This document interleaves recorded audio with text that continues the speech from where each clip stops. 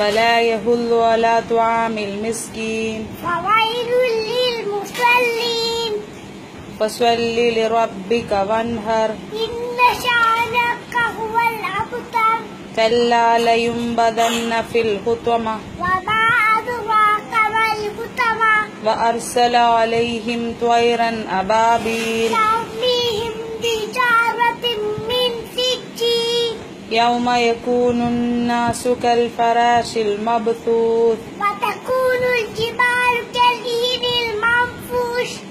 يومئذ يصدر الناس أشتاتا ليروا أعمالهم فمن يعمل مثقال ذرة خيرا يره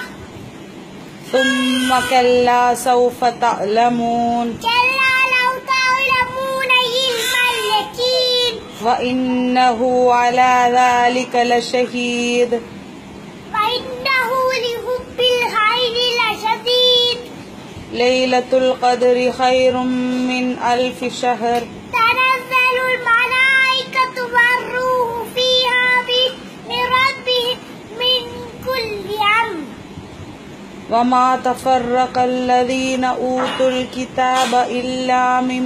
بعد ما جاءتهم البينة وما أمروا إلا ليعبدوا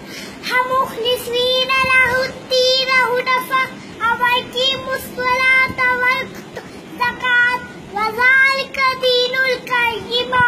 يوم يكون الناس كالفراش المبثوث وتكون الجبال كالعهن المنفوش إن الإنسان لفي خسر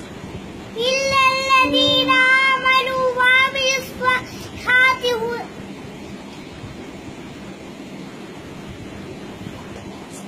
وتواصوا بالحق وتواصوا بالصبر وما أدراك ما الحطمة نار الله الموقدة إيلافهم رحلة الشتاء والصيف فليعبدوا رب هذا البيت ولا أنا عابد ما عبدتم ولا أنتم عابدون ما أعبد ومن شر غاسق إذا وقب ومن شر النفاثات في العقد سيصلى نارا